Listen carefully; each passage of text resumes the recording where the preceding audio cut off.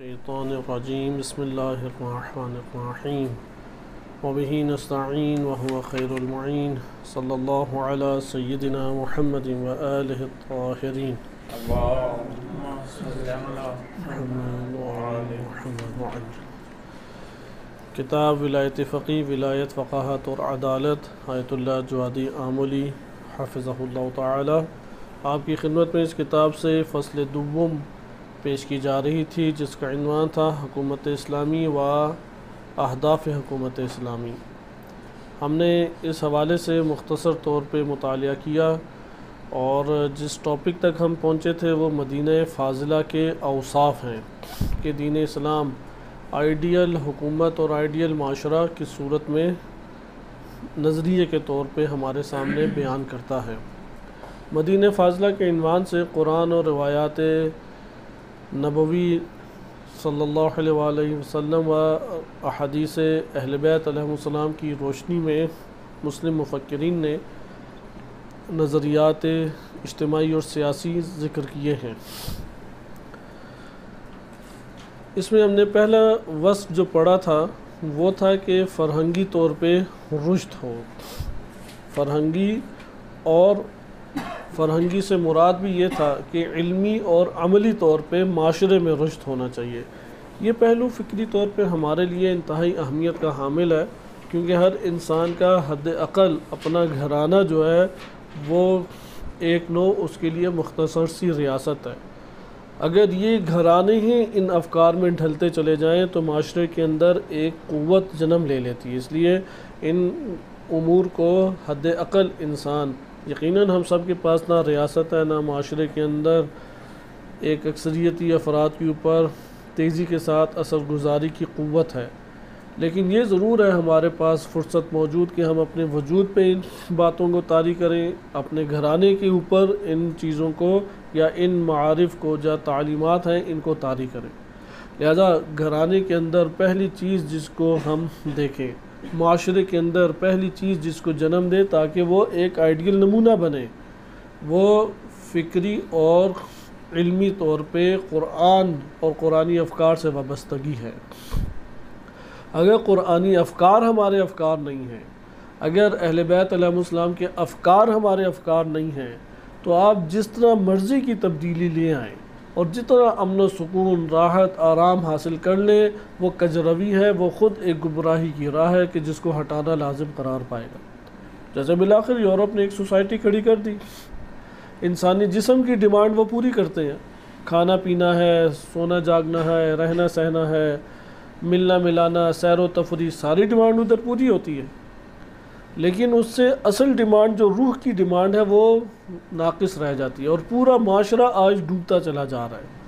جیسا کہ آپ دیکھیں گے جنگوں کا آغاز یوکرائن اور رشیا کے درمیان، پھر اس کے پیچھے امریکی قوت، اور امریکی قوت کی اساس میں یورپین ممالک کا مسلسل ظالموں کا ساتھ دینا اور ظالمانہ منصوبوں کو قابل عمل کرنے کے لیے مکمل اپنی سرزمین کو حاضر کرنا، اس نے اس جگہ پہ یوکرائن کو حقیقت میں پہنچایا۔ اگرچہ رشیا کی تائید نہیں کرتے کہ جو ظلم و ستم یا رشیا کی جانب سے بمبارمنٹ ہے اس کی بھی اصلاً تائید نہیں ہے، لیکن یہ حالات کیوں بنے؟ پاکستان کے حالات بھی اسی طرح ہے کہ جس جگہ پہ اب کرپشن آتی ہے، اب پاکستان کو بنے ہوئے 70-80 کی دہائی کے درمیان پہنچ چکا ہے پاکستان۔ ملک کے اندر کے جو حالات ہیں اس سے پاکستان کے حالات مزید کیا ہیں، ابتر ہوتے چلے جا رہے ہیں۔ اس کی آخر وجہ کہاں پر پوشیدہ ہے، وہ راز کہاں پر ہے کہ جو مرض کا ہم صحیح تعین کریں؟ مرض کا تعین یہی چیزیں ہیں۔ اصل میں فکری طور پہ انخلا اور فکری طور پہ جب ایک انحراف آیا تو اس نے آگے ڈبویا، پھر بڑے بڑے جرائم پیش کیے جاتے ہیں، انجام پاتے ہیں، بڑے بڑے جرائم کے سامنے خاموشی، توجیہات کے ذریعے سے ان کا ساتھ دینا۔ آج آپ دیکھیں کہ سب جگہ پہ ہر ادارہ ہی داؤ پہ لگتا چلا جا رہا ہے۔ اگر سارے ہی ادارے داؤ پہ لگ جائیں اور وہ تھوڑے سے بھی مسائل کو قابو کرنے کی استطاعت اور طاقت نہ رکھیں، اتنے ضعیف ہو جائیں، تو ملک جو ہے وہ پھر باقی نہیں بچتا۔ لہذا اصلاح کے اعتبار سے قدم جب تک نہیں اٹھایا جائے گا تب تک یہاں پہ ایک حقیقی معنی میں سکون، رشد، نشو و نما، امن کی فضا، یہ چیزیں قائم نہیں ہوں گی۔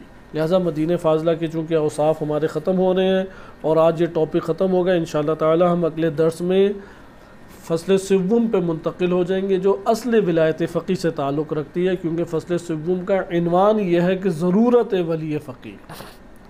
جو آج کل ایک بڑی تعداد شیعہ علماء، شیعہ طلاب، شیعہ انجمنوں کے افراد، شیعہ تفکر رکھنے والے افراد، ان کو یہ والی بات سمجھ نہیں آتی ضرورت ولی فقی کیا ہے، مخالف ولایت فقی کے طور پہ چلتے ہیں۔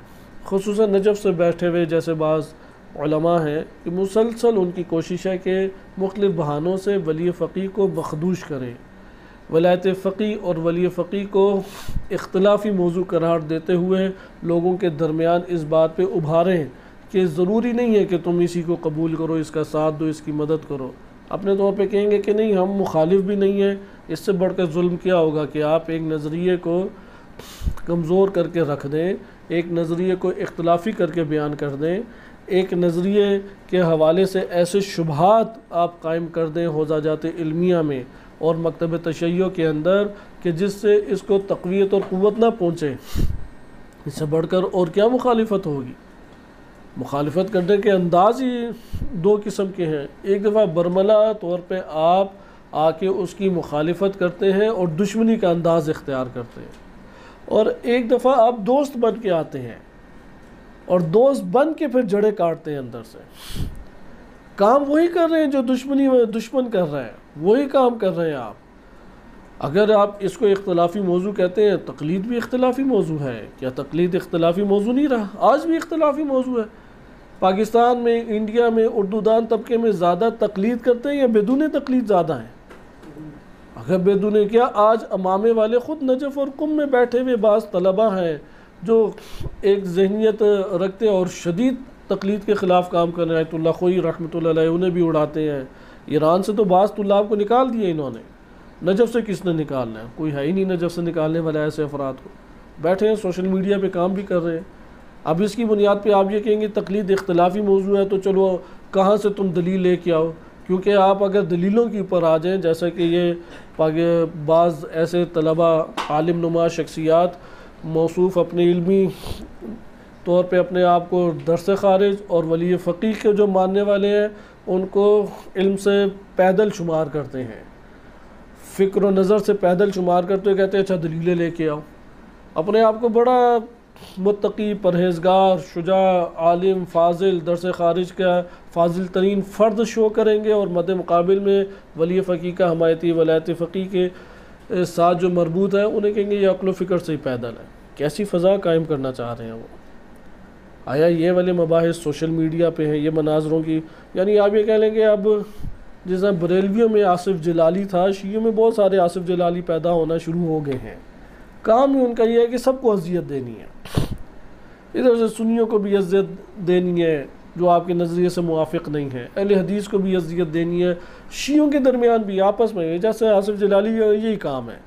اس نے نہ شیعوں کو چھوڑا، نہ قادیانیوں کو چھوڑا، نہ اہل حدیث کو چھوڑا، نہ دیوبند کو چھوڑا، بریلویوں کے پیچھے پڑ گیا ہے۔ کتنے ہی بریلوی علماء کی عزت اچھال رہا ہے موضوعات کو لے کے، اب جیسے توصیف الرحمان بیٹھا، اسی طرح آج ہمارے ہاں بعض ایسی شخصیات بیٹھی ہوئی ہیں، اور ان کا کام کیا ہے؟ ان شخصیات کا ہر موضوع کو مشکوک بنا کے پیش کرنا، شبہات اس کے ارد اکٹھے کر دینا، تضعیف کرنا ان چیزوں کی، اور تہمت علماء کے اوپر لگانا۔ مثلا بہت سارے آپ کو افراد میں ایسے مسائل نظر آتے ہیں کہ مثلا ایک جملہ ناقص ادا ہو گیا، ایک جملہ درست ادا نہیں ہوا، ایک جملے سے بہت سارے افراد مختلف طرح کے مطالب نکال سکتے ہیں۔ چھوٹے چھوٹے مسائل کو بنا کے عزت کشی، شخصیت کشی، اہانت، تذلیل، اور اس کو وہ سمجھ رہے ہیں کہ یہ دینداری ہے۔ شیطان کے چنگل میں گویا کہ یہ بیٹھے ہوئے افراد ہیں۔ لہذا ضرورت ولی فقی بدیہیات میں سے ہے۔ امام خمینی رحمۃ اللہ علیہ فرماتے ہیں کہ اگر ضرورت ولی فقی میں موضوع اور محمول کا فقط تصور کریں، آپ فوراً تائید کریں گے، فوراً تائید کریں گے کہ ولی فقی کی ضرورت آج میں ہونی چاہیے۔ آخر آیت اللہ سیستانی حافظہ اللہ تعالیٰ نے کس کی بنیاد کے اوپر فتویٰ دیا؟ داعش سے ان لوگوں نے تو جا کے جنگ نہیں لڑی. ان کی حالت تو ایسی ہے کہ اگر صرف سامنے سے بندوق بھی انہیں نظر آ جائے تو ان کے دل لرزنے لگ جاتے ہیں، جو ولی فقیہ کے خلاف بولتے ہیں. بند کمرے میں بیٹھ کے سوشل میڈیا کے اوپر آ کے شور مچانے کے علاوہ کوئی ہے نہیں ان کا کام، اس کے علاوہ کوئی کام نہیں ہے. حالانکہ داعش تھی تو نجف میں موجود تھے، قم میں بھی موجود افراد تھے. کوئی داعش وغیرہ کے لیے انہوں نے قدم نہیں اٹھانا، کوئی دفاع تشیع کے لیے قدم نہیں اٹھانا، کوئی حمایت اصلا نہیں کرنی. لیکن سوشل میڈیا کے اوپر ایک غوغا برپا کیا ہوا ہے ولایت فقیہ کے خلاف، ولی فقیہ کے خلاف، نظام اسلامی کے اور شکوک و شبہات کو وہ بلند کر رہے ہیں. لہذا یہاں پہ یہ جو فصل سوم ہے یہ اہمیت کی حامل فصل ہے کہ جس کو ہم مطالعہ کریں. یہ جواب ہے اس طرح کے شیطانی افکار رکھنے والے اور شیطانی اعمال انجام دینے والے افراد کے، کہ جو مکتب تشیع کو ہی اس طریقے سے کہ پوری دنیا میں واحد مکتب تشیع ہے اور مکتب تشیع میں بھی واحد پلیٹ فارم ولی فقیہ ہے، ولایت فقیہ کے ساتھ مربوط افراد ہیں کہ جو استکبار، استعمار اور جہانی ابلیسی نظام کے ساتھ ٹکراؤ میں اور مقاومت میں ہیں، اور وہ اس مقاومت کو ضعیف کرنا چاہتے ہیں. لہذا فصل سوم اس جگہ پہ ایسے ہی افراد کے لیے ایک بہترین جواب بھی ہے. اور خود ولایت فقیہ کی ضرورت آیا ولی فقیہ کو ایرانی، عراقی، پاکستانی، لبنانی قومیت کی اساس کے اوپر ہم مطالعہ کریں، قومیت کے تناظر میں اسے دیکھیں، زمینی حدود بندی کی نگاہ میں ہم اس کو مطالعہ کرنا شروع کر دیں. یہ ظلم ہے. جس طرح مرجعیت کو آپ کسی حدود میں نہیں رکھتے، ولی فقیہ کس طریقے سے آپ اسے ایک حدود کے اندر مقید کرنے کا سوچ رہے ہیں؟ ہاں، عقلی پیمانے پہ بہت ساری باتیں آتی ہیں. اگر آپ یہاں پہ آیات اور روایت کو لے کے آئیں، آپ ایک صحیح سند روایت لے کے آئیں تقلید کے اوپر، پھر یہ تو عوام کو ابھی پتہ نہیں ہے مبانی رجالیہ کتنے ہیں آیت اللہ خوئی کے مبنا کے تحت، کیونکہ بقیہ مبانی کے تحت ہیں. تقلید کے اوپر آیت اللہ بروجردی کے مبنا کے تحت، آیت اللہ مددی کے مبنا کے تحت، آیت اللہ صافی مازندرانی، آیت اللہ جعفر سبحانی، ان بزرگان یا مشہور نظریے کے مطابق احادیث مبارکہ متعدد موجود ہیں کہ جو تقلید کے نظام کے اوپر، مرجعیت کے نظام کے اوپر دلالت کرتے ہیں. آپ آیت اللہ خوئی رحمۃ اللہ علیہ، آیت اللہ آصف محسنی رحمۃ اللہ علیہ، ان کے مبنا کے تحت ایک صحیح سند روایت لے کے آئیں جو تقلید کو بتاتی ہے. ان کے مبنا کے تحت تو ساری ضعیف و سند روایات ہیں، تو کیوں نہیں آپ یہ پھر عوام کے سامنے بیان کرتے ہیں؟ ادھر تو مرجعیت کا حوالے سے خود ادھر سے نکال کے باہر کریں گے. مکتب تشیع کے اندر اگر آپ اس طریقے سے ادلہ لا کے مخدوش کرنا شروع کر دیں اور بحث مباحثہ ولایت فقیہ کے اوپر شروع کر دیں اور مبانی کے اوپر جو مختلف علماء کے مبانی ہیں اس کے اوپر ٹکراؤ والے مبانی کو لوگوں کے سامنے ظاہر کرنا شروع کر دیں، تو تقلید میں یہ کام کریں. پھر تو عصمت انبیاء کے اوپر و ائمہ کے اوپر یہ کام کریں. آپ چوتھی اور پانچویں صدی ہجری کے علماء کو اٹھا لیں، عصمت کا جو نظریہ آج مکتب تشیع بالخصوص حوزہ علمیہ میں رائج ہے، یہ پایا جاتا تھا وہ نظریہ نہیں. شیخ آصف محسنی صاحب بھی اس طرح کے نظریے کے قائل نہیں ہیں. محدود سی عصمت کے نظریے کے شیخ آصف محسنی قائل ہیں. کیوں نہیں آپ اس کے اوپر بولتے؟ کیوں آپ اس کے اوپر ویڈیوز نہیں بناتے شیخ آصف محسنی صاحب کے اوپر؟ آپ آ جائیں قیاس حنفی کے بعض فقہا شیعہ قائل رہے ہیں، کیوں آپ ان کا نام نہیں لیتے؟ وہ بھی چوتھی پانچویں صدی ہجری کے علماء. آیا ان کا نظریہ اٹھا کے اب تذلیل شروع کریں گے، توہین شروع کریں گے؟ مقاصد کو اٹھائیں. یہ جو کتاب حوزے میں پڑھائی جاتی ہے، شیخ جعفر کاشف الغطاء کو کیا کیا سخت الفاظ شیخ انصاری رحمۃ اللہ علیہ نے بیان نہیں کیے. ان کے اعتراضات کے اوپر انہوں نے کہا کہ یہ تو ایک نئی فقہ لکھنا چاہ رہے ہیں گویا کہ. تانا دیکھیں کس طرح کا ہے. آپ یہاں پہ اب شیخ انصاری رحمۃ اللہ علیہ کی تذلیل شروع کر دیں گے، توہین شروع کر دیں گے. علامہ حلی کے کتنے اقوال کے اوپر کیسی کیسی باتیں بعض فقہا نے کی ہیں، کتنی بدی اور واضح خطا، وہ بھی علامہ حلی جیسی شخصیت سے بہت بعید ہے، بہت بعید. اس طرح کے کلمات آپ کو فقہ کی کتابوں میں ملیں گے. اخباریوں کا ہی مسئلہ اٹھا کے دیکھ لیں تو آپ اب گھسیٹیں گے علامہ مجلسی کو، شیخ خرم عاملی کو، ملا محسن فیض کاشانی کو، گالیاں دیں گے، توہین کریں گے، تذلیل کریں گے. سارے اخباری علماء ہیں. محدث نوری اخباری علماء ہیں، تحریف قرآن کے قائل ہیں. اب آپ انہیں برا بھلا نہیں کہیں گے؟ نعمت اللہ جزائری کو لکھ لیں، تحریف قرآن کی طرف وہ قائل ہیں، واضح الفاظ میں انہوں نے لکھا۔ لہذا اگر اسی طریقے سے آپ اٹھائیں اور باتیں کرنے لگ جائیں، یہ تو آپ اہل سنت میں بھی اسی طرح کی نظریات ہے، اس سے مکتب تشیع نہیں۔ کتنے صحابہ کرام ہیں، حضرت عائشہ کے صحیح سند قول موجود ہے صحاح میں کہ میں جو سورہ احزاب کی آیات پڑھتی تھی وہ تو سورہ بقرہ جتنی تھی، میری بکری آئی اور وہ کھا گئی۔ اب وہ 73 آیات کے اوپر مبنی یا جو قرآن میں سورہ احزاب کی آیت کا عدد ہے وہ بس باقی رہ گئی ہے۔ آپ اگر اس طریقے سے آ جائیں تو کوئی بھی باقی نہیں رہے گا۔ چھوٹے چھوٹے جملے پکڑ لیں، جزوی قسم کی باتیں پکڑ لیں، موضوع بحث کچھ اور ہے، وہ 2 گھنٹے کی آپ تقریریں چھوڑ کے آدھا سا چند سیکنڈ کا جملہ پکڑ کے اب شخصیت کشی کرنا ہے، رگڑنا شروع کر دیں، تو یہ تو انصاف کی بات نہیں ہے، یہ تو علماء کا طریق نہیں ہے، یہ تو دشمن کا ساتھ دینے والی بات ہے۔ لہٰذا یہاں پہ یہ آپ کے سامنے جو ضرورت ولایت فقیہ آپ کی خدمت میں موضوع پیش کیا جا رہا ہے، اس موضوع کے اوپر آپ نے اس جہت سے دیکھیں، ایک تو ہم خود واقعاً جائزہ لیں کہ جذباتیت ہے، خالی باتیں ہی باتیں ہیں، میڈیا کے اثر کی وجہ سے قبول کیا ہے، ماحول کی وجہ سے قبول کیا، یا کوئی دلیل بھی ہے پیچھے؟ کیا ہے ولایت فقیہ؟ ضرورت ولایت فقیہ کیا ہے؟ اس کے اوپر انشاءاللہ تفصیلی بات آئے گی۔ اختتام کو آپ ادھر ملاحظہ کریں، 4 خصوصیات آیت اللہ جوادی عاملی حافظہ اللہ تعالی نے ذکر کی ہیں، 4 خصوصیات۔ ان 4 خصوصیات کو کہ ایک معاشرہ کیسے بنتا ہے، ابھی آپ دیکھیں کہ انہی باتوں کے فقدان کی وجہ سے کس قدر انخلا اور کس قدر تنزلی ہمارے ہی حوزہ جات میں بعض امور میں ہمیں دیکھنے کو ملتی ہے۔ بعض امور میں قابل تعریف، قابل مد اپنی جگہ پہ ہیں چیزیں، لیکن بعض امور میں ہمیں نقائص بہت بڑے پیمانے پہ دیکھنے پڑتے ہیں، کیونکہ یہ والی باتیں اب آ کے مطرح ہو رہی ہیں، یہ بہت پہلے مطرح ہونی چاہیے تھیں، 1000 سال پہلے آنی چاہیے تھی۔ ایک بحث کا 1000 سال پہلے نہ ہونا اس بات کی دلیل نہیں ہے کہ آج کے دور میں اگر وہ بحث موجود ہے تو اس کی کوئی علمی اساس ہی نہیں ہے۔ جیسے بعض لوگ کہتے ہیں اچھا اس سے پہلے ولی فقیہ کہاں تھے، اس سے پہلے فلاں چیز کہاں تھی، اس سے پہلے وہ کیا تھے، یہ وہی سنیوں والے اعتراضات ہیں۔ اچھا امام مہدی علیہ السلام غیبت میں ہیں تو اس سے پہلے غیبت کہاں تھی؟ حدیثیں لے کے آ جاؤ، کہیں گے حدیثیں تو آپ کی کتابوں میں ضعیف ہیں جو انبیاء کی غیبت کو آپ بیان کر رہے ہیں، بعض صحیح سند روایات بھی ہیں، لیکن اب شبہ ڈالنا ہے نا انہوں نے، کس نے جا کے سندی تحقیقات کرنی ہے۔ یہ بھی اسی طریقے سے، اچھا ولی فقیہ کی اصطلاح پہلے نہیں تھی، یہ تو خود سے گھڑ لی گئی، یہ تو اس سے پہلے ولایت فقیہ ہوتی نہیں تھی۔ اچھا ہم کیوں مانیں، ایک مجتہد آ کے کہہ دے تو سارے اس کی بات ماننے لگ جائیں، یہ کیا بات ہوئی؟ تو یہی والے مسائل آپ دیگر موضوعات کے اوپر لے کے آ جائیں۔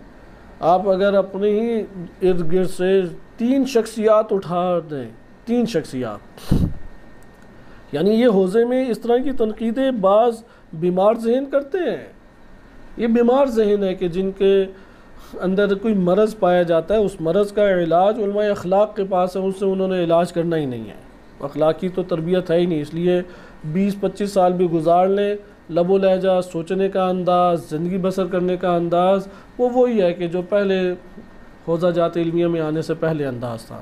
ہر انسان کو اپنے وجود میں کام کرنے کی ضرورت ہے۔ اب آئیں آپ اگر اسی انداز میں دیکھیں، صرف شیخ کلینی، صدوق طوسی رحمہم اللہ، ان 3 شخصیات کو ہٹا دیں، آپ ذرا حدیثیں لے کے آئیں، آپ یہ کہ میں ان 3 سے فقط کیوں لوں، کیا بقیہ ہزاروں مر گئے ہیں؟ اسی طرح یہ حوزے میں بعض افراد اشکال کرتے ہیں، یہ بھی نجف کے ہی بعض افراد کا اشکال ہے کہ نجاشی کا قول کیوں مانے جی؟ نجاشی نے کوئی ٹھیکہ اٹھایا ہوا ہے کہ سارے ثقہ راویوں کو اور ضعیف راویوں کو ثقہ قرار دے اور ضعیف قرار دے، اور ہم نجاشی کے کہنے کے اوپر حدیث کو صحیح قرار دے اور حدیث کو ضعیف؟ اور اتنے بڑے بڑے صحابہ اہل بیت علیہ السلام کے اتنے قریبی ساتھی جنہوں نے اتنی حدیثیں نقل کی ہیں، تو ایک بندہ نجاشی اس کے کہنے پہ سب کو ضعیف اور سب کو ثقہ جس کو انہوں نے کتابوں میں قرار دیا ہے ضعیف اور ثقہ ہم مان لیں، یہ کیا بات ہوئی؟ نجاشی کی شخصیت کو بعض افراد اڑاتے ہیں اس طرح، طوسی رحمۃ اللہ علیہ ان کی شخصیت کو بعض افراد اس طریقے سے اڑاتے ہیں۔ لہٰذا یہ جو قلیل افراد بیمار ذہن ہیں ان کی باتوں میں نہیں آنا چاہیے، وہ تو پھر ہر شخصیت کو ہی پکڑ کے رگڑیں گے، کوئی شخصیت بھی معصوم نہیں ہے۔ یہ تو تشیع کا نظریہ ہے کہ چہاردہ معصومین علیہ السلام کے بعد کوئی شخص اللہ کی طرف سے خصوصی عنایات رکھتے ہوئے معصوم نہیں ہے۔ یہ اللہ تعالیٰ نے انبیاء علیہ السلام و اوصیاء علیہ السلام کو عصمت کا عہدہ عطا کیا ہے۔ پھر بقیہ شخصیات سے نقائص سامنے آ سکتے ہیں، بقیہ شخصیات سے ہلکی باتیں صادر ہو سکتی ہیں، بزرگ ترین فقہا سے ایسی باتیں صادر ہوئی ہوئی ہیں، متکلمین سے صادر ہوئی ہوئی ہیں۔ یہ آپس میں جھگڑا شیخ صدوق اور شیخ مفید کا مد نظر رکھیں، کتنی باتیں اس میں آپ کو مل جائیں گی۔ ان کی کتابیں فقط تصحیح الاعتقاد نہیں ہے، النکت میں بھی انہوں نے بعض باتیں کی ہوئی ہیں۔ اسی طریقے سے بعض نظریات ہیں، بعض افراد کے اپنے جزوی نظریات ہیں، ان کی شخصیت کے دائرے میں ہم ان نظریات کو محدود قرار دیتے ہیں اور بقیہ ان کی خدمات اور ان کی دیگر چیزوں کو قبول کرتے ہیں۔ لیکن اس طرح کے بعض فتنہ گر افراد ہوتے ہیں کہ جو اس روش سے ہٹ کر چلنے کی کوشش کرتے ہیں، تربیت سے عاری ہیں، حقیقت میں غور و فکر اور فہم سے عاری ہیں۔ لہذا ایسے فتنہ گر افراد سے مکتب کو اور مکتب سے مربوط جو افراد ہیں ان کو بچانے کی کوشش کرنی چاہیے۔ یہ جو 4 باتیں کی گئی ہیں، ان 4 باتوں کے اوپر دقت کریں۔ پہلی چیز ہی رشد فرہنگی ہے، اس کے اوپر بہت زیادہ غور و فکر کریں، کیونکہ اگر یہ جنم نہیں لیتی تو بقیہ بھی رہ جائیں گی، بقیہ کوئی فائدہ نہیں دیتے۔ صنعتی ترقی خالی کیا فائدہ آپ کو دے گی؟ آج آپ دیکھ لیں کہ وہ علماء جن کے دور میں نہ پنکھے تھے، جن کے لیے نہ بال پوائنٹ کی سہولت موجود تھی، نہ کمپیوٹر تھے، انہوں نے کتنی کتابیں اور ذخیرے لکھے۔ فقہ کے اوپر شہید ثانی کا ذخیرہ دیکھیں، شہید اول کا ذخیرہ، علامہ حلی اور رحمہم اللہ، ان بزرگان کے کام دیکھیں۔ علامہ طباطبائی رحمۃ اللہ علیہ کی آپ دیکھیں، زحمات کے نجف میں انہوں نے بقیہ جلدیں لکھی ہیں۔ پہلی جلد ممکن ہے کہ ایران میں لکھی ہو۔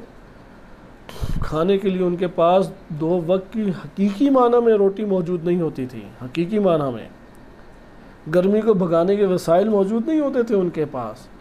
گھروں میں رہنے کے لیے ان گھروں کی نوعیت دیکھیں کس طرح کی ہے۔ نجف کے ابھی بھی گھر سارے تبدیل نہیں ہیں، کم ہی تبدیل ہیں، لیکن اس غربت کے عالم میں کیا کیا انوار الہیہ ان سے صادر ہوئے ہیں۔ اور یہ جو صنعتی ترقی کر کے 2022 اب آ گیا ہے کہ ساری چیزیں موجود ہیں، کیمرے بھی موجود ہیں، کمپیوٹرز بھی موجود ہیں، لکھنے کے اسباب موجود ہیں، آن لائن اور نیٹ کی سہولتیں موجود ہیں، گرمی بھگانے کے آلات بھی ہیں، سردی بھگانے کے آلات بھی ہیں، پیٹ بھی بھرا ہوا ہے، خانوادے بھی ساتھ ہمراہ موجود ہیں۔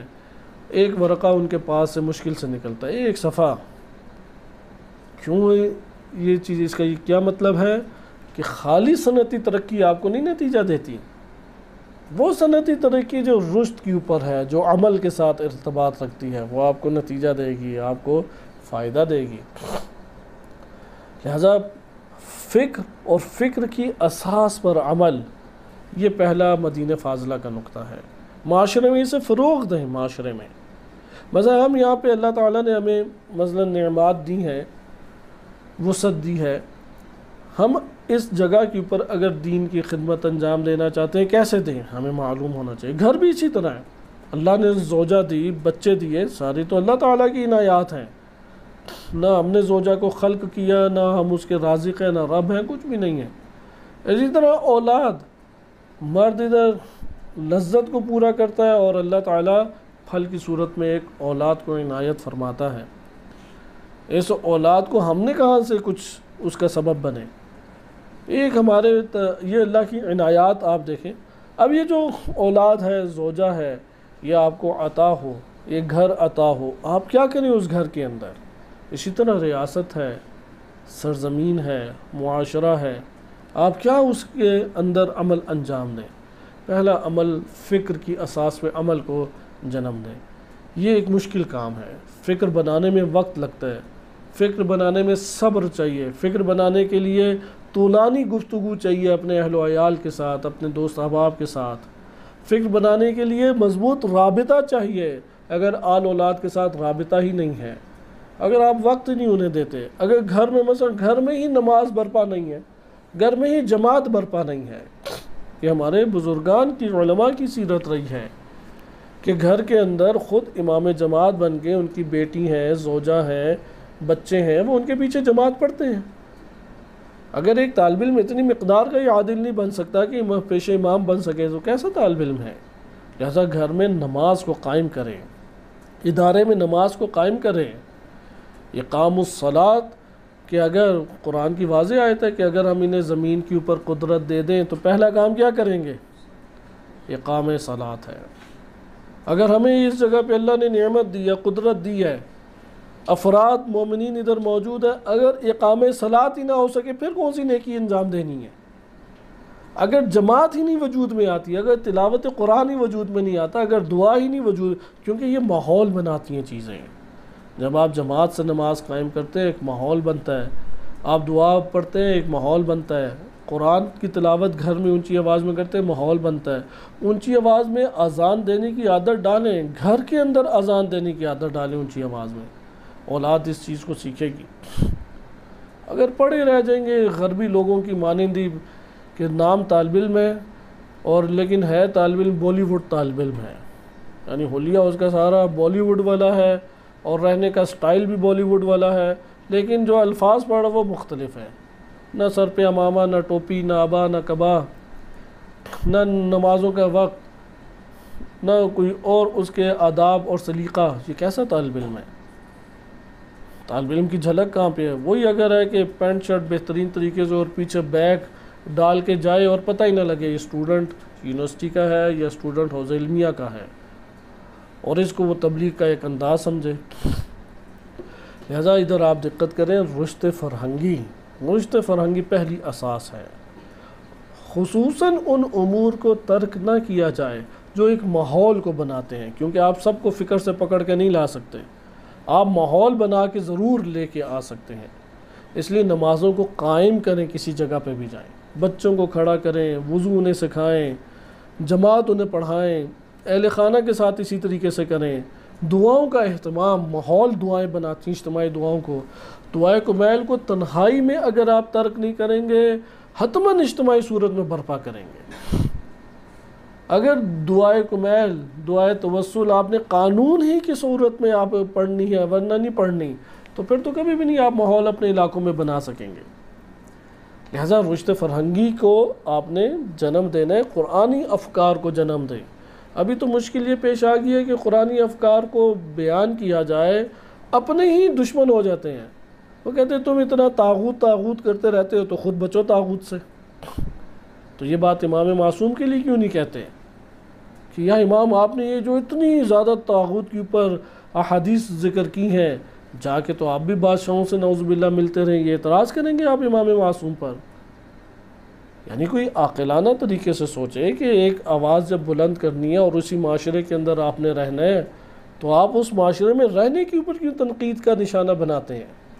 معاشرے میں انسان کٹ کے تو نہیں رہ سکتا، لیکن اس کے جڑنے کا یہ مطلب بھی نہیں ہے کہ بے تدبیر ایک پلاننگ کے بغیر بے تدبیر طریقے سے یا اپنے میلان اور رغبتوں کی بنیاد کے اوپر آپ حکمرانوں کی آغوش میں جا بیٹھیں۔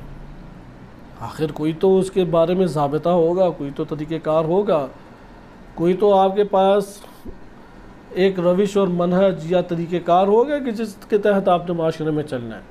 لہذا قرآنی افکار کو آشکار طور پہ جرت کے ساتھ فکر اختیار کر کے فکر بنانے کی نیت سے لوگوں کے درمیان ترویج دی جائے، نظام امامت کی بات کی جائے، طاغوت کے خلاف ابھارا جائے، ظلم کے خلاف ابھارا جائے، فاسق حکمرانوں کے خلاف ابھارا جائے، نہ کہ فاسق حکمرانوں کی محبت دلوں کے اندر ڈالی جائے۔ آپ ایک بندے کے دل سے وہ محبت نہیں نکال سکتے، کوشش کر کے دیکھ لیں، آج ہمارے ہاں علماء اور طلاب بھی اسی میں گرفتار ہیں، ان کی ایک ہی دلیل ہے، جس کے دل میں محبت ہے دلیل بھی ایک ہے، اور کوئی دلیل اس کے پاس موجود نہیں ہے، اور وہ دلیل اچھا آپ فلاں بڑے عالم کے بارے میں کیوں نہیں کہتے؟ میں نے تو فلاں عالم کو دیکھ کے کیا، اس کے بعد لسٹ ہوگی فلاں عالم فلاں عالم فلاں عالم، آپ کہو یار کوئی آیت روایت ہی بتا دو۔ اب شبہوں والی باتیں بعض ممکن آ جائیں، وَإِلَّا کوئی ایسی دلیل موجود نہیں ہے۔ لہٰذا آپ نے دیکھا کہ فکری رشد کس قدر اہمیت کا حامل ہے مدینہ فاضلہ کے لیے، انسان کے اپنے وجود کے لیے، گھرانے کی تربیت کے لیے۔ یہ جو گھرانے جو فکری بہرہ روی کے اوپر تشکیل پاتے ہیں، فکری بہرہ روی فقط یہ گانے سننا، فلمیں دیکھنا، سود کھانا فقط اتنی مقدار میں نہیں ہے۔ یہ فکری بہرا روی ہے کہ تمام حکمرانوں کو اچھا سمجھنا شروع کر دیں۔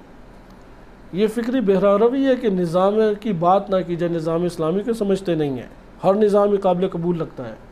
یہ فکری بہرا روی ہے کہ ہر قانون قابل قبول ہے آپ کے لیے، کوئی اعتراض نہیں ہے اس کے اوپر، بڑے بڑے ناموں کے سامنے جھک جاتے ہیں، بڑے بڑے اداروں کے نام کے اوپر جی اب فلاں کورٹ سے لیٹر آ گیا ہے، اچھا فلاں بندے نے لیٹر جاری کر دیا، فلاں نے یہ دعویٰ کر دیا، اسی کی میں مرغوب ہو کے بیٹھ جائے۔ فکری بہرا روی ہے یہ۔ لہذا فکری بہرا روی کو ہٹایا جائے۔ آپ کیسے ہٹائیں گے اسے؟ قرآن کی مدد سے، روایات کی مدد سے۔ یہ ہمارے پاس منبع خیر، منبع ہدایت، منبع تبلیغ، منبع فکر ہے، اس سے فکر کو اجاگر کریں اور پھر اسی اساس پہ عمل کو جنم دینے کی کوشش کریں۔ اگر عمل کی پلاننگ ہم اختیار نہ کریں، ناکام ہے۔ دیندار طبقہ بہت بڑی جس جگہ پہ مار کھا جاتا ہے، بہت بڑی مار، وہ یہی عمل کی جگہ ہے۔ بعض اوقات فکری باتوں کا ایک انبار اکٹھا ہو جاتا ہے اور جب عمل کی طرف آتے ہیں تو ہے ہی نہیں آپ کے پاس کوئی طریقہ کار کہ آپ عملی طور پہ اس کو کس طریقے سے، جیسے فارسی میں کہتے ہیں، پیادہ کریں، کس طریقے سے جاری کریں، کس طریقے سے معاشرے کو اس میں ڈھالیں۔ رہبر معظم نے جہاد تبیین یا جہاد بیان بھی جسے کہتے ہیں اور گفتمان، ان دو موضوعات کے تحت اس نقطے کو بیان کیا اور واجب فوری قرار دیا۔ ان دو چیزوں کو انہوں نے واجب فوری قرار دیا، ان دو باتوں کو، یعنی بالخصوص جہاد تبیین، کہ قرآنی فکر کو بیان کریں اور رائج کریں۔ یہ ہر ایک کا وظیفہ ہے، انتظار میں، سستی میں، غفلت میں نہ رہیں۔ مثلا ابھی آپ سوشل میڈیا کو ترک کر دیں گے تو آپ کا ترک کرنا یہ ایک غفلت شمار ہوگی، لیکن ایک طرف سے ممکن ہے کہ ایک بہت بڑے جرم میں شریک بھی قرار پائیں کہ آپ نے غیروں کے ہاتھوں میں اس سٹیج کو کیا ہے، کیونکہ آپ بھی یہ کام کر رہے ہیں۔ اگر آپ ایک سٹیج کو چھوڑ دیتے ہیں تو ٹھیک ہے، آپ اپنی تواضع کے بہانے بنا سکتے ہیں، اپنے کام کے بہانے بنا سکتے ہیں، لیکن آپ دوسری طرف سے ایک جرم میں شریک ہو رہے ہیں۔ وہ جرم کیا ہے کہ آپ نے ممبر کو، آپ نے سٹیج کو، آپ نے جگہ کو وہ نااہل لوگوں کے لیے سامنے لے آئے۔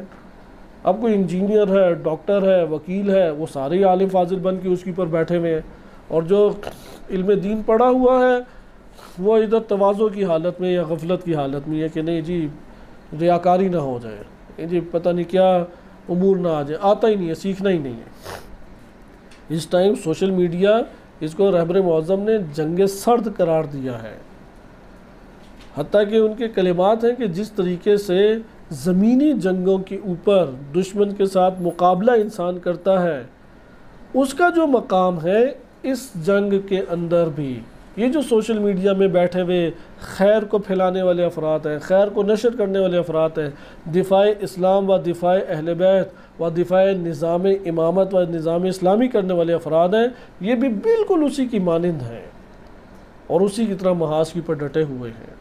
آپ اس محاذ سے افراد کو ہٹا دیں تو یہ کرن نور کی ختم ہو جائے گی۔ یہ تو ظلمتیں وہ لے کے آتے رہیں گے اور ظلمت اور اندھیرے چھاتے چلے جائیں گے۔ لہذا افراد کو آنا چاہیے، بے شک ایک بندے تک پہنچے، یہ نہ دیکھیں کہ یار فلاں عالم کو تو لاکھوں سنتے ہیں، فلاں کو اتنے ہزار، اور میری جب باری آتی ہے تو 2 بندوں نے دیکھا۔ ٹھیک ہے، آپ کہیں گے اللہ تعالیٰ میرے ذریعے سے 2 بندوں کے سامنے دین کو ظاہر فرما رہا ہے۔ اگر ایک بندہ ہو تو تب ایک بندے کے لیے کام کرے، عیب نہیں ہے اس میں، نقص نہیں ہے، نقصان نہیں ہے، کوئی اس سے فرق نہیں پڑتا۔ یہ اللہ تعالیٰ کا نظام ہے کہ کتنے بندوں کے لیے اللہ تعالیٰ اس کے ذریعے سے اسلام کو ظاہر کرتا ہے، دین کو ظاہر کرتا ہے، ہدایت کو ظاہر کرتا ہے۔ یہ چیزیں ہمارے دسترس سے باہر ہونی چاہیے، ہم اپنے وظیفے کو انجام دیں۔ ممبر ہے، سٹیج ہے، میدان ہے، ادھر آ کے صدائے حق کو بلند کریں، اور اس کے بعد وہ صدا کن افراد پہ اثر انداز ہوتی ہے، یہ ہمارے بس سے باہر ہے۔ یہ اللہ سبحانہ وتعالیٰ کی ذات ہے کہ جس نے دلوں کو راغب کرنا ہے اور دلوں پہ اثر انداز اور اسے مؤثر کرنا ہے، ہم مؤثر نہیں کر سکتے۔ جب یہ والا مقدمہ صحیح طریقے سے، کیونکہ اس کا تکرار اس وجہ سے ہے کہ یہ سب سے حساس مقدمہ ہے، ہمارے ہاں تبلیغ سمجھی جاتی ہے کہ لوگوں کے رجحانات کے مطابق اور لوگوں میں رائج چیزوں کے مطابق، رائج اور رجحان ان دو کو مد نظر رکھو اور منبر پہ جا کے کچھ بھی بیان کر دو۔ دین اسلام اس بات کا قائل نہیں ہے، شدید اس فکر کا مخالف ہے، ابتدائی مرحلے میں مخالف ہے۔ تدبیر کے مرحلے میں اگر آپ سازگار کر سکے ایک الگ چیز ہے، ابتدائی مرحلے میں شدید مخالف ہے کہ ان دو چیزوں کو نہ دیکھے، صدائے حق کو دیکھے، صدائے حق کیا ہے، قلت کو نہ دیکھے، اکثریت کے اوپر نگاہ نہ رکھے، اپنی بات کو پہنچائے، مثنی و فرادہ، دو دو ہو یا ایک ایک ہو، قیام کرو اللہ کے لیے۔ یہ مکتب خمینی اسی کے اوپر قائم ہے، قیام کرو اللہ کے لیے۔ یہ فکر قرآنی ہے، یہ فکر اگر آج رائج ہو جائے اور ہر فرد وہ قیام کا تفکر اپنے وجود کے اندر ابھار لے اور عمل سے قیام کو تشکیل دینا شروع کر دے، آپ دیکھیں گے کتنے ہی انوار معاشرے کے اندر کھڑے ہو جائیں گے۔ دوسری چیز ہمارے پاس آئی اقتصادی نظام، تیسری چیز آئی صنعتی نظام۔ اس کو ہم نے مختصر طور پہ دیکھا کہ انبیاء علیہ السلام جب آئے انہوں نے صنعت کو فروغ دیا، بہت بڑے بڑے کرشمے دکھائے، جیسے سلیمان علیہ السلام کی مثال دی، ابراہیم علیہ السلام، داؤد علیہ السلام، ان کی مثالیں گزر چکی ہیں۔ اس کے بعد یہ ایک اور نقطے کو ذکر کرتے ہیں اور وہ آخری نقطہ ہے کہ داخلی اور بین المللی طور پہ حقوق کو رشد دیا جائے۔ اس کے اوپر بھی گفتگو طولانی ہو سکتی ہے، ہم مختصر اس کو دیکھیں گے کیونکہ یہ سارے الگ الگ آج کے دور میں ایک قسم کے ڈپارٹمنٹس بن گئے ہیں، شعبے بن گئے ہیں۔ آپ غور و فکر کر کے بہت ساری معلومات لے سکتے ہیں۔ مثال کے طور پہ رشد فرہنگی آج کے دور میں بہت کچھ لکھا گیا اور بہت ایک طولانی مباحث اس کے اندر آ چکی ہیں۔ اقتصاد آپ جانتے ہیں کہ اقتصاد کے ڈپارٹمنٹ کتنا طولانی ہے۔ صنعت، اس کے اثرات ہم نے تو کلی طور پہ چند دیکھے، کس قدر وسیع ایک موضوع ہے۔ مثلا ابھی آپ پاکستان کے حالات دیکھیں، اقتصاد پاکستان میں چونکہ نہیں ہے، اس کی وجہ سے ہمارے ادارے اپنی ڈیمانڈ جو پوری کرتے ہیں، کیونکہ بعض اداروں کا ہونا اور ان کا قیام اور ان کا وجود وہ اس مملکت اور اس ریاست کی بقا کا اہم ترین سبب ہے، اہم ترین، کہ اگر وہ ادارہ انتہائی ضعیف ہو جائے کہ اندرونی معاملات کو ہی نہ سنبھال سکے اور نہ بیرونی معاملات کو سنبھال سکے، ملک ٹوٹ جائے گا، ختم ہو جائے گا ملک۔ ان میں سر فہرست کون سے ہیں ہمارے پاس؟ سر فہرست ہمارے پاس فوج کا ایک ادارہ ہے، امنیت برپا کرنے والے، پولیس کا ادارہ ہے۔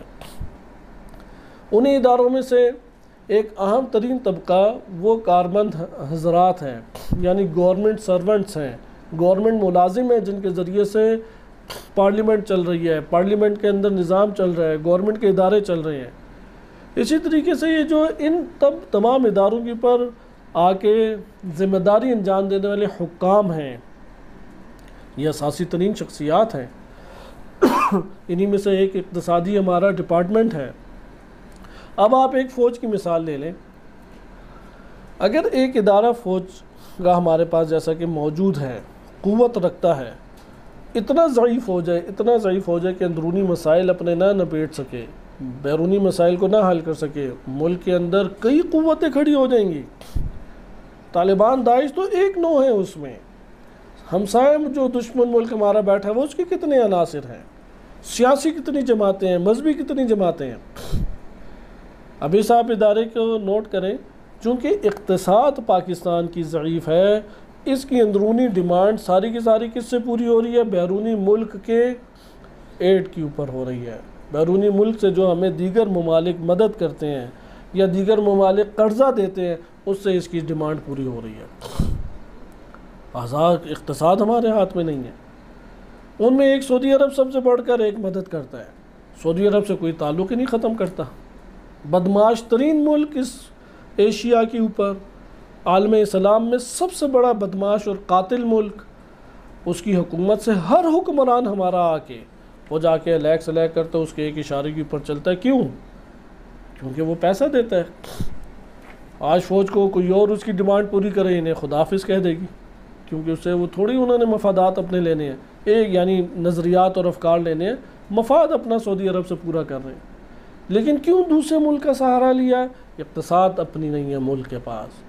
یہ جو امریکہ نے ایک ورلڈ بینک بنا کے ایک خون نچوڑا ہوا ہے اربوں لوگوں کا، پاکستان کو دیوالیہ کیا ہوا ہے، پاکستان کے اوپر اپنی حکمرانی چلاتا ہے، پاکستان میں قیمتوں کو اوپر نیچے کرنا MIF کے ہاتھ میں موجود ہے، اس ورلڈ بینک کے ہاتھ میں۔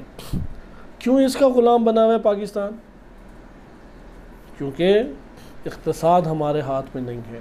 آپ نے دیکھا اقتصادی قوت ایک معاشرے میں کتنی ضروری ہے، اس لیے ان کی پھر حکم بھی چلتا ہے، ان کی سیاست چلتی ہے، ان کے سیاست اور ان کے اہداف کا حصہ بننا پڑتا ہے ہمیں۔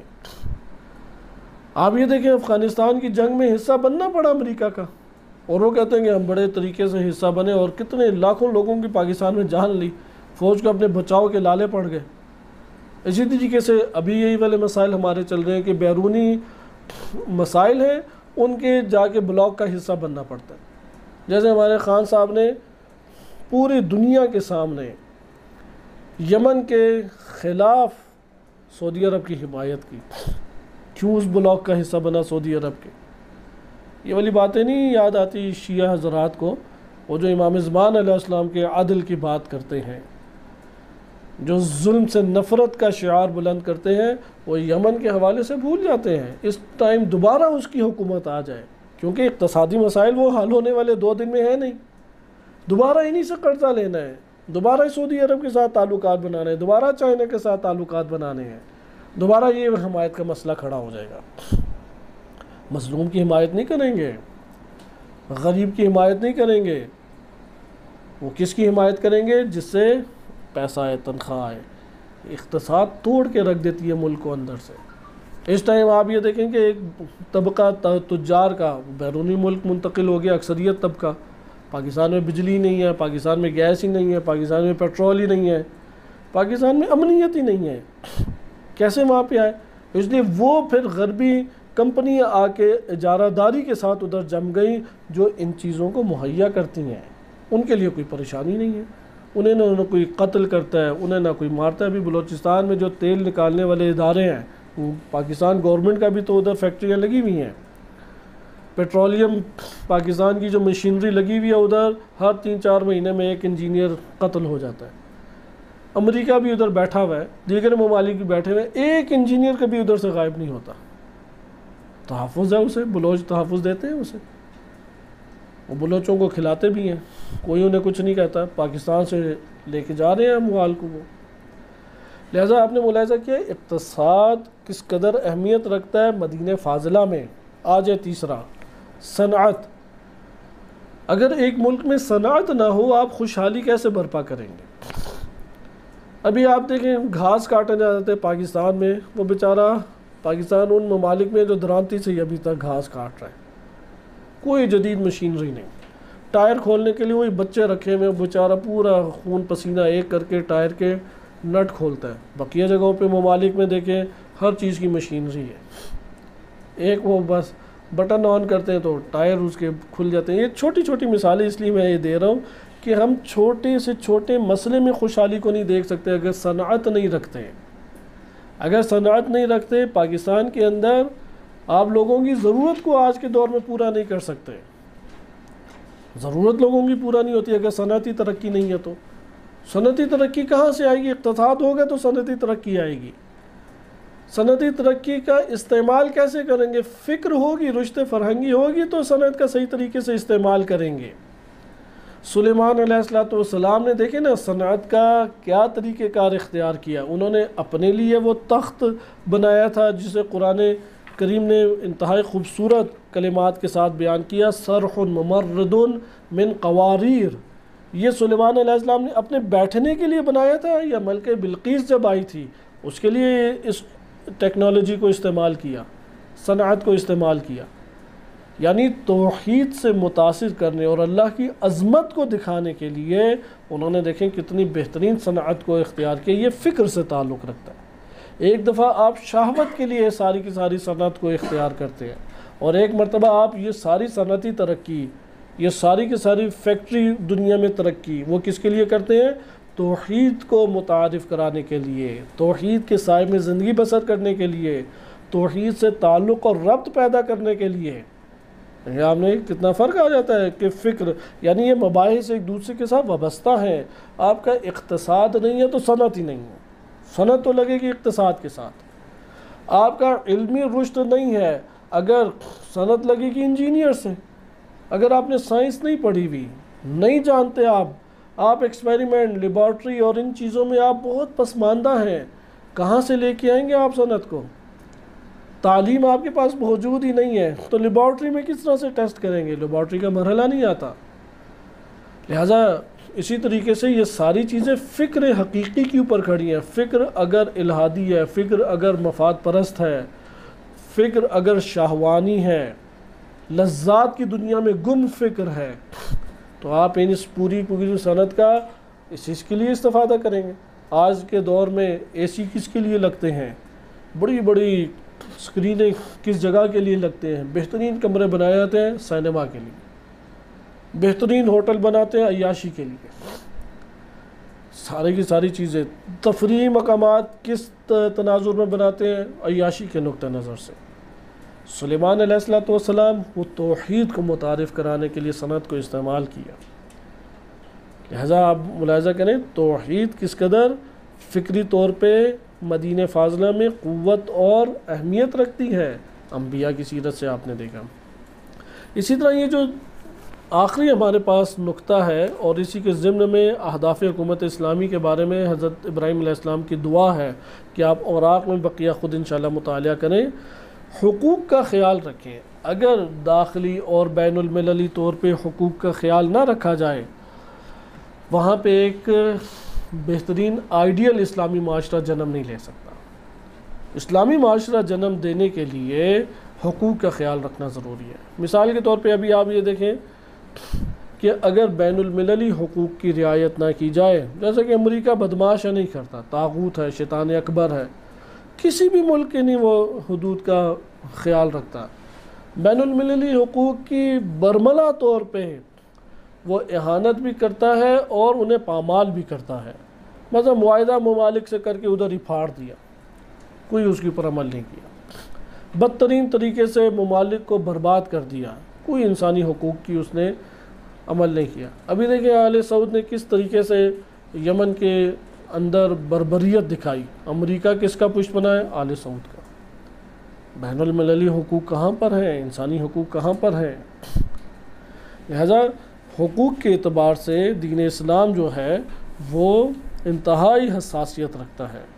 لہذا ایک انسانی معاشرہ کئی جوانب سے حقوق رکھتا ہے، اقتصاد کے طور پہ حقوق رکھتا ہے، زندگی بسر کرنے کے اعتبار سے حقوق رکھتا ہے، حتیٰ مجرموں کے حقوق ہیں، حتیٰ جو گناہ گار افراد ہیں ان کے حقوق ہیں، مومن کے حقوق ہیں، شہری کے حقوق ہیں، جو بیرونی ملک سے افراد آئے ہوئے ہیں ان کے حقوق ہیں، پھر ممالک کے اپنے حقوق ہیں۔ دین اسلام نے ان سب حقوق کے اوپر بات چیت کی ہے۔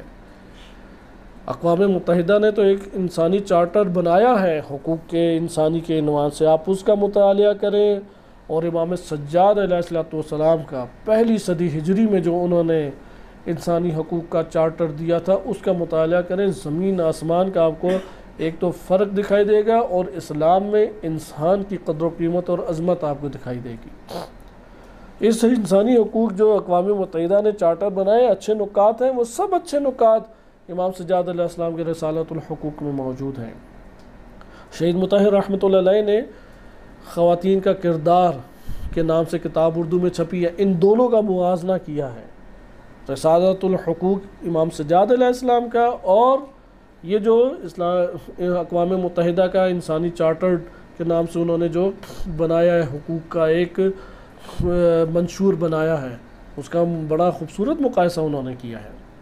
لہٰذا آپ نے ملاحظہ کیا کہ اسی طرح آپ مالک اشتر رضی اللہ عنہ کو جو عہد نامہ مکتوب امام علی علیہ السلام نے مصر کی حکومت دیتے ہوئے لکھا، ایک طولانی مکتوب ہے، اس میں آپ حقوق کو ملاحظہ کریں۔ حتیٰ کہ اگر آپ نے اسلامی اموال لے لیں، نہج البلاغہ میں آپ مطالعہ کریں کہ ایک پورا خطبہ بڑا خوبصورت زکوٰۃ دینے والا، زکوٰۃ اکٹھے کرنے والوں کو امام فرماتے ہیں کہ جب تم جاؤ کسی کے پاس زکوٰۃ لینے کے لیے، اب ریوڑ سامنے موجود ہے، اس میں حق تو ہے، مثلا 40 بھیڑے ہو جائیں تو اتنی اس میں ہے، 5 اونٹ ہو جائیں تو یہ اس کی زکوٰۃ بالفرض بنتی ہے، 10 اونٹ ہوں تو عدد معین ہے، اسلامی فقہ کے احکام ہے۔ اب مواشی پہلے زمانے میں زیادہ تر تو مواشیوں سے ہی چلتا تھا سلسلہ، تو مویشی اب انہوں نے رکھے ہوتے تھے، مثلا بھیڑ بکریاں 300 400 بھیڑ بکریاں ہیں، 100 یا 200 اونٹ ایک جگہ اکٹھے ہیں، گائے رکھی ہوئی ہیں، زکوٰۃ یقیناً ہے، بلا شک و شبہ زکوٰۃ نصاب بھی پورا ہے اور شرائط بھی پوری ہیں ادھر۔ امام علی علیہ السلام فرماتے ہیں اپنے والی جو عامل ہے جس نے یہ زکوٰۃ اکٹھا کرنا ہے کہ جب تم جاؤ تو پہلے اندر پوچھے بغیر داخل نہ ہو جانا، ادھر اجازت لو، اس سے خوش اخلاقی کے ساتھ ملو، پھر پوچھو کہ اللہ کا حق ہے ان میں یا نہیں ہے، کہ نہیں ہے تو خاموشی سے واپس آ جاؤ۔ اگر کہ اللہ کا حق ہے تو خود سے نہ انتخاب کرو، کہو کہ آپ، کیونکہ زیادہ حق کسی بندے کا ہے، جو اللہ نے اپنے لیے حق رکھے وہ تھوڑا ہے، تو جو زیادہ اس کا حق ہے اس میں تجاوز نہ کرو اور وہاں پہ سائڈ کر دو۔ پھر وہ جو انتخاب کر کے دے تو پھر اس کو تم لے لو بغیر چون چرا کے، کیونکہ اس میں حق اس کا جو ہے زیادہ ہے، اور اس کو دیکھیں کس طرح قدر و قیمت امام علیہ السلام دے رہے ہیں۔ پھر اس میں بھی جب وہ علیحدہ کر دے تو اسے پھر انتخاب کا موقع دو کہ دیکھ لو اچھے طریقے سے۔ اب جب تم نے علیحدہ کر لیا ہے تو اس میں پھر ان جانوروں کو ستانے کا موقع دو، یعنی انہیں آرام کرنے کا موقع دو، ان کی خوراک کا بندوبست کرو، ان کے اوپر بوجھ بھیجا نہ ڈال دو، نقص کسی میں تم نہ لے آؤ۔ دیکھیں ایک امام نے دستور اور حقوق کو کیسے، جانور کے حقوق ہیں، انسان کے حقوق ہیں، اسی کی نفی یعنی اسی کی طرف اشارہ ہے۔ اب جب جنگ جہانی ہوئی اول دوم، بدترین طریقے سے حقوق انسانیت کے پامال کیے گئے، لہٰذا ایک داخلی ہمارے پاس امور ہیں اور ایک ہمارے پاس بین المللی انٹرنیشنل حقوق ہیں۔ حکومت اسلامی جب آتی ہے تو یہاں پہ آپ دیکھیں چند نکات انہوں نے ذکر کیے ہیں۔ ہر قسم کے تسلط، ہر قسم کے جبر، ہر قسم کی سلطانیت اور حاکمیت بیجا طور پہ دین اسلام نے انکار کیا ہے۔ سورہ بقرہ آیت نمبر 279 میں ارشاد باری تعالیٰ ہوتا ہے لا تظلمون ولا تظلمون، نہ تم کسی پر ظلم کرو اور نہ تم پر ظلم کیا جائے، یعنی ظلم قبول بھی نہ کرو، نہ تمہارے اوپر ظلم کیا جائے۔ جیسے ابھی امریکہ، آل سعود پاکستان کے اندر اپنے ناجائز عناصر کی بنیاد پہ بڑی مقدار میں ظلم کو برپا کرتے ہیں۔ یہ ظلم ہے کہ جیسے پیٹرول کی قیمتیں اوپر لے گئے، وہ کوئی بھی حکمران ہوتا اس کے کنٹرول سے باہر تھا۔ ایم آئی ایف جو اوپر بیٹھا ہوا ہے سر کے اوپر، اس کے سامنے جھک جانا تھا اس نے۔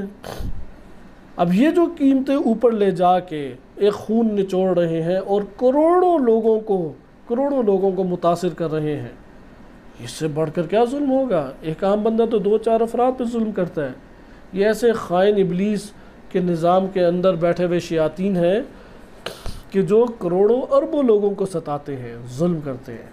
لیکن دین اسلام اگلا کیا ضابطہ ہے؟ وَلَا تُظْلَمُونَ، تم یہ ظلم قبول نہ کرو، لہٰذا لوگوں کو احتجاج کرنا چاہیے۔ یہ جو ظالمانہ طور پہ انہوں نے ہمارے اوپر رقموں کا انبار اکٹھا کیا گیا ہے، بڑے حوصلے، جرت اور شجاعت سے کہنا چاہیے ان میں سے ایک بھی نہیں ادا کریں گے۔ یہ تو شیاطین کے نظام کے تحت تم نے اوپر سود در سود ہمارے اوپر رکھ دیا ہے۔ سود کا تو ہم نظام ہی نہیں مانتے، سود دینا ہی شرعاً حرام ہے، ہم کیوں یہ حرام انجام دیں؟ اگر آپ پوری مملکت کے طور پہ اس حرام کو انجام دیتے ہیں تو خمیازہ پھر پورا معاشرہ بھگتے گا یا نہیں بھگتے گا؟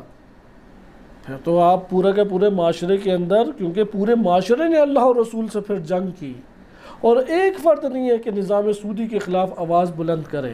یہ ایک اور عذاب کی صورت ہے کہ اگر کوئی سود نہیں کھا رہا اور خاموشی سے بیٹھا ہوا ہے، وہ بھی عذاب کا شکار ہوگا اپنی اس خاموشی کی وجہ سے۔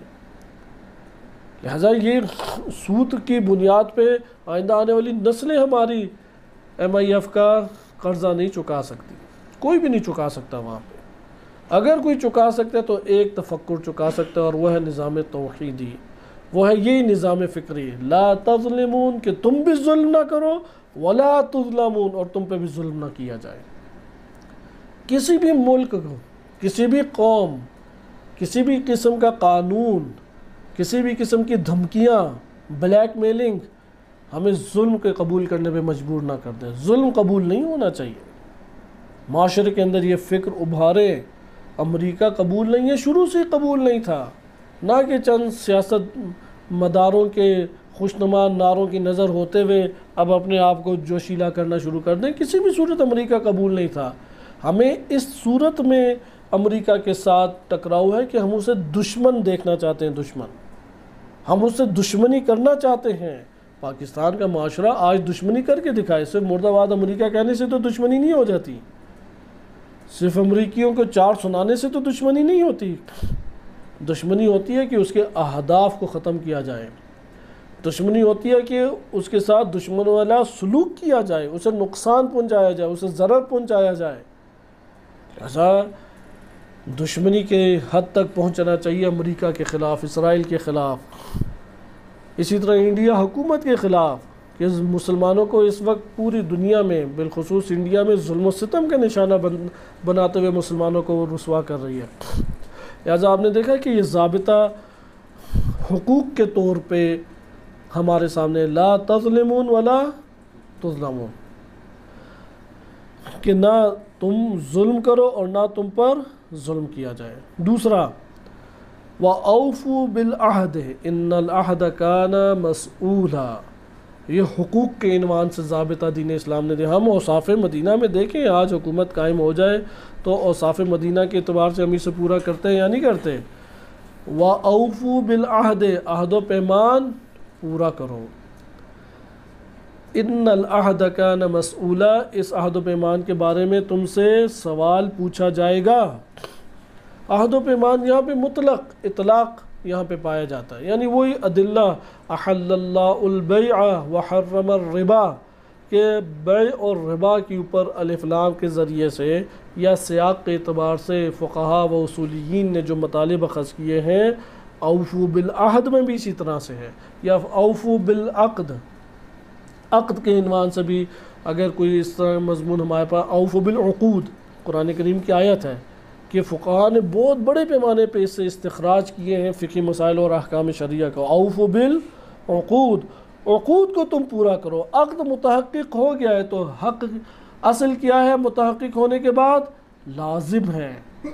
اصل کیا ہے؟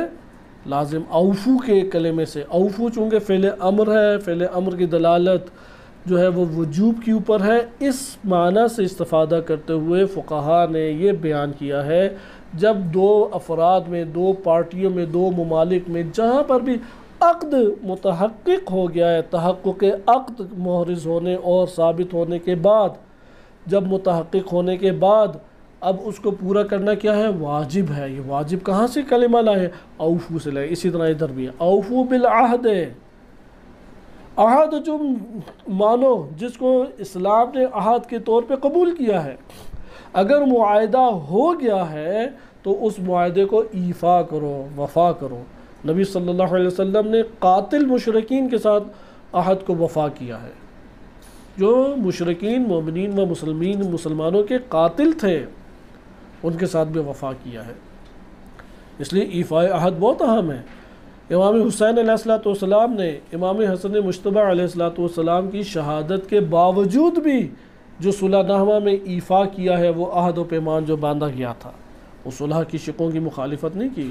معاویہ اور اس کے بیٹے یزید نے مخالفتیں کی، مخالفت در مخالفت کی.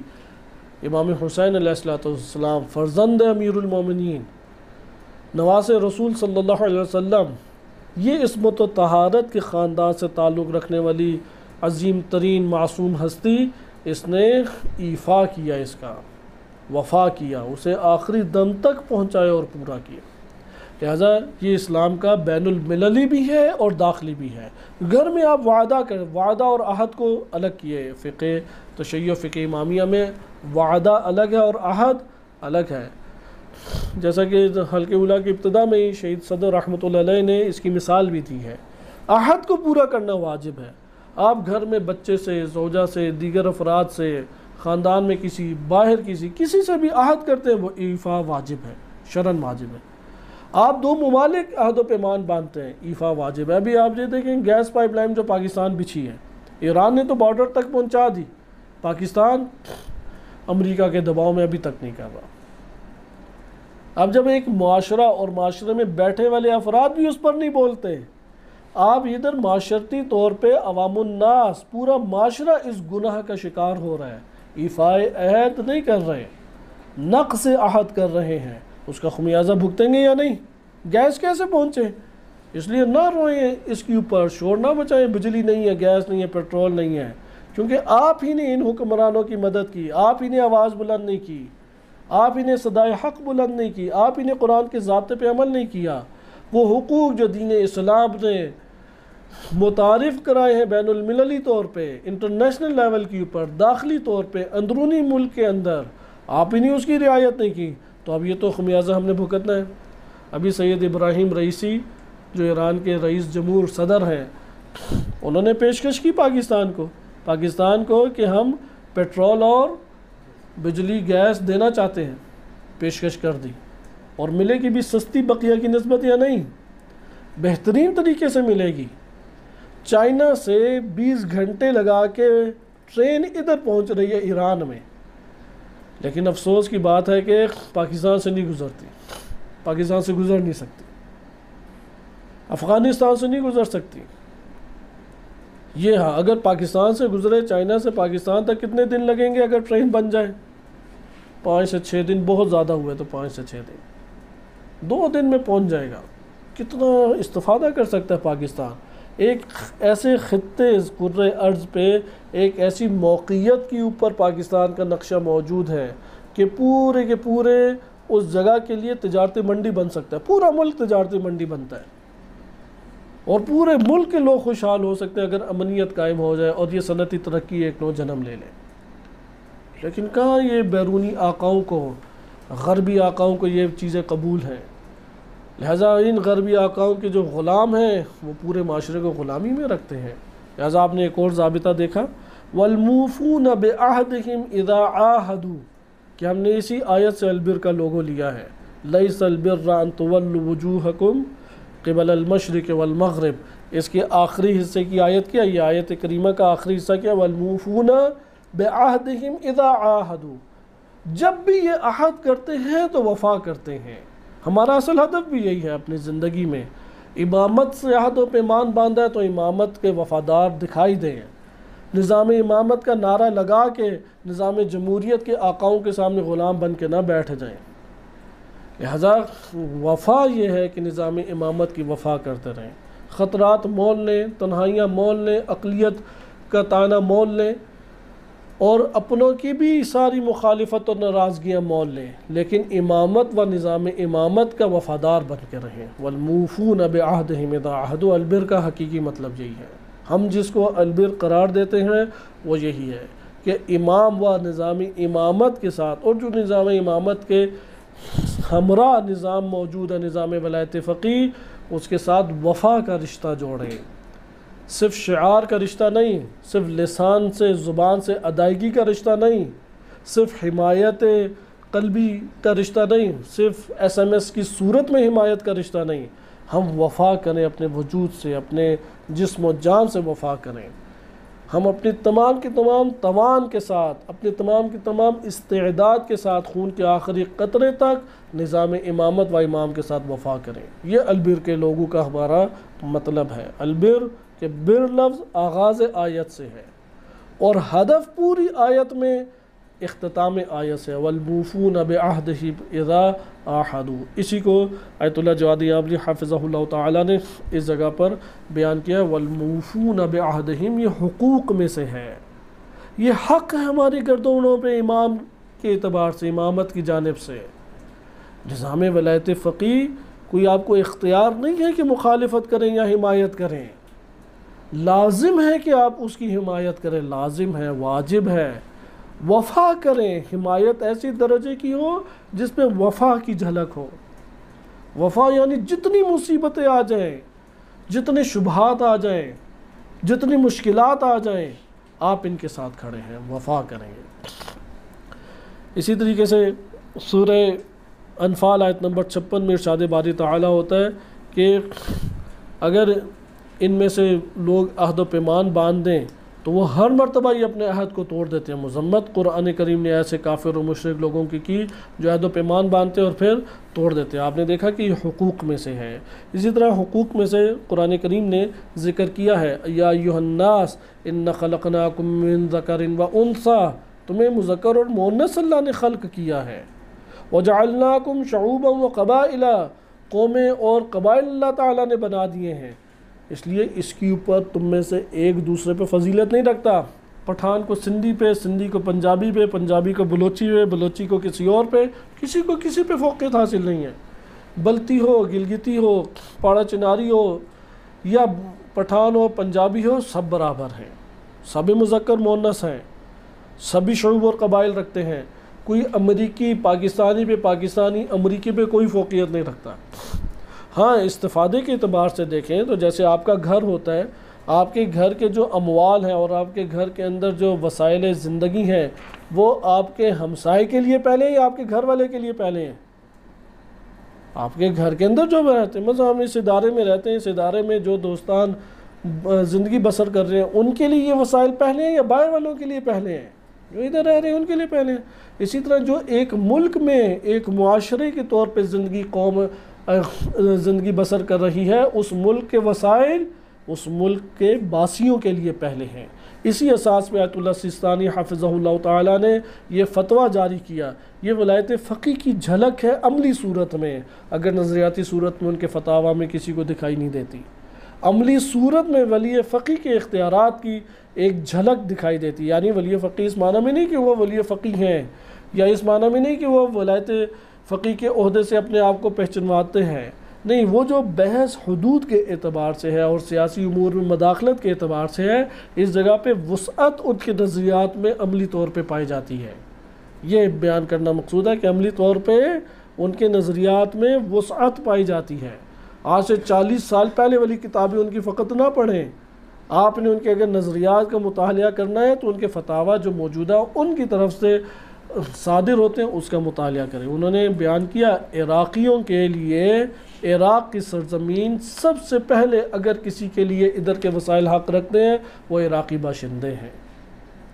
لہٰذا یہاں پہ جو حقوق بیان کیے کہ تم شعوب اور قبائل سارے برابر ہو، کرد ہے، ترک ہے، عرب ہے، عجم ہے، امریکی ہے، یورپین ممالک کا رہنے والا ہے، سب کے سب برابر ہیں، کسی کو کسی کے اوپر فوقیت حاصل نہیں۔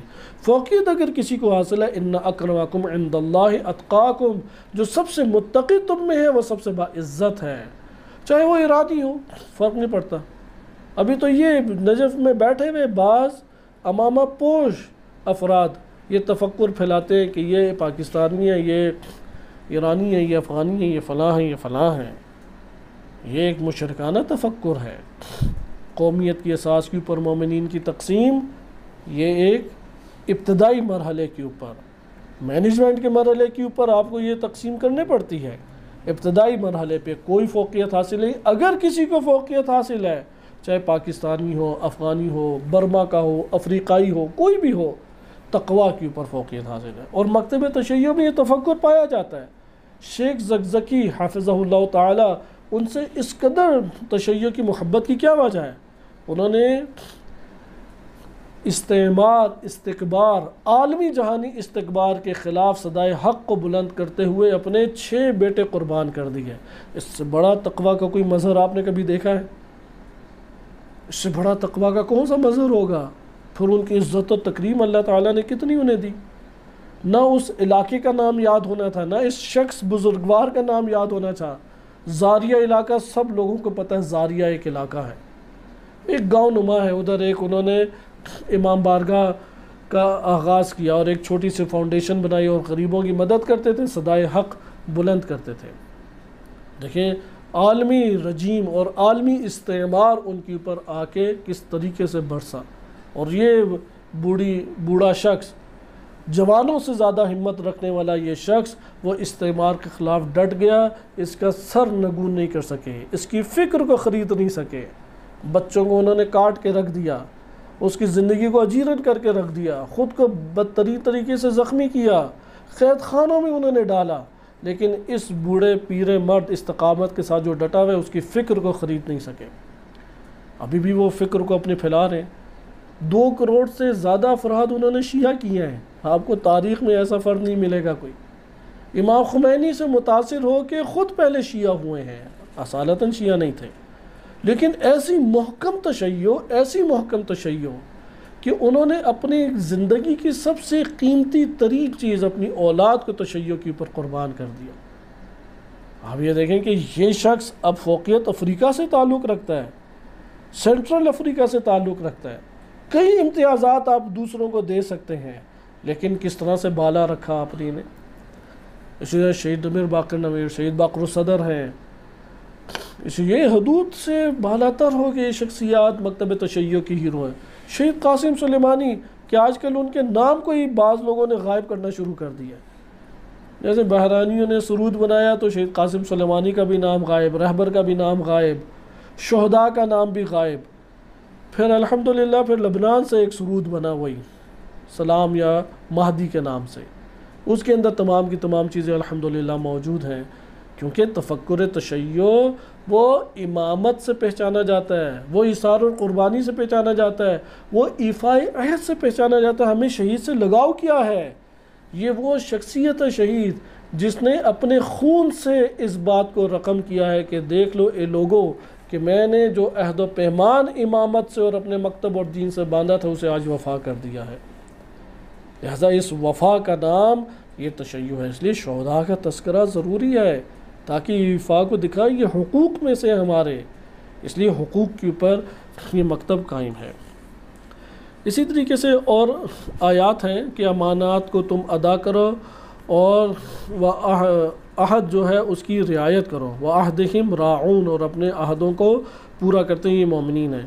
یا یہودیوں کے بارے میں آیا ہے کہ یہ لوگ آئے روز توڑ دیتے ہیں دینار اور اس کے جو معاہدے ہیں. سورہ آل عمران آیت نمبر 75 میں ہے کہ اس کو آپ یہودیوں کے حوالے سے ذکر کیا گیا ہے. حضرت ابراہیم علیہ السلام نے بھی یہ دعا کی، اور دعا کی میں کلمات آپ کی خدمت میں پڑھ دیتا ہوں، اور اسی کے اوپر اختتام ہم اپنی گفتگو کا کرتے ہیں کہ ارشاد باری تعالیٰ ہوتا ہے سورہ معاہدہ آیت نمبر 20 میں وَإِذْ قَالَ مُوسَىٰ لِقَوْمِهِ، کہ یہ موسیٰ علیہ السلام کی وہ وقت یاد کرو جب موسیٰ نے اپنی قوم سے کہا یا قوم، یہ میری قوم، اذکروا نعمت اللہ علیکم، کہ تم لوگ یاد کرو اپنے اوپر اللہ کی ہونے والی نعمتوں کو. اذ جعل فیکم انبیاء، اللہ نے تم لوگوں میں انبیاء کو بھیجا. وجعلکم ملوکا، اور تم لوگوں کو اللہ سبحانہ و تعالیٰ نے کہ ملوک یعنی بادشاہت اللہ تعالیٰ نے تمہیں عطا کی، تم لوگوں کو اللہ سبحانہ و تعالیٰ نے رہبریت عطا کی. وَآتَاكُم مَّا لَمْ يُؤْتِ أَحَدًا مِّنَ الْعَالَمِينَ، اور وہ دیا جو عالمین میں سے کسی کو عطا نہیں کیا. اب آپ نے ادھر دیکھا کہ کس طریقے سے تعارف پورے کے پورے اوصاف مدینہ فاضلہ اس کے اندر اللہ نے رکھ دیے. نمبر 1 دیکھیں نعمت الہی، نمبر 2 فکری رشد کے اعتبار سے انبیاء کا سلسلہ، نمبر 3 تسلط دیا اس ریاست کے اوپر، نمبر 4 کہ وہ دیا جو عالمین کو پہلے نہیں عطا کیا، اتنی صنعت اور اتنی قدرت دی. اسی طریقے سے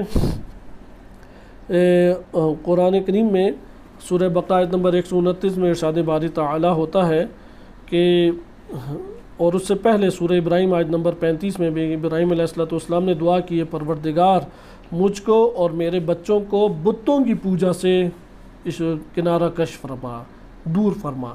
یا یہ دعا کی رب اجعل ھذا البلد آمنا وارزق اہلہ من الثمرات، کہ ہمارے لیے اس جگہ کو تو امن و امان کی جگہ قرار دے دے اور اس جگہ سے ہمیں بہترین پھلوں سے رزق عطا فرما مجھے اور میرے اہل و عیال کو. یا قرآن کی یہ آیت ہے سورہ بقرہ آیت نمبر 129 ربنا وابعث فیہم رسولا، کہ پروردگار ان میں رسول بھیج. یہ فکری دیکھیں رشد ہے. رسولا منہم، انہی میں سے رسول بھیج، یتلو علیہم آیاتک ویعلمہم الکتاب والحکمہ وَيُزَكِّيهِمْ. یہ دیکھیں رشد فرنگی کی طرف کس طرح ابراہیم علیہ السلام نے اللہ سے دعا کی ہے. اِنَّكَ أَنْتَ الْعَزِيزُ الْحَكِيمُ، کہ تیری ذات ہی عزیز حکیم ذات ہے. یہ ہمارے پاس بے توفیق الہی و بے فضل الہی فصل دوم اس کتاب کی ختم ہوئی. اگلے درس میں انشاءاللہ العزیز آپ کی خدمت میں فصل سوم شروع کی جائے گی، اور یہ فصل سوم ضرورت ولی فقیہ سے تعلق رکھتی ہے. وصلی اللہ علی سیدنا محمد وآلہ الطاہرین.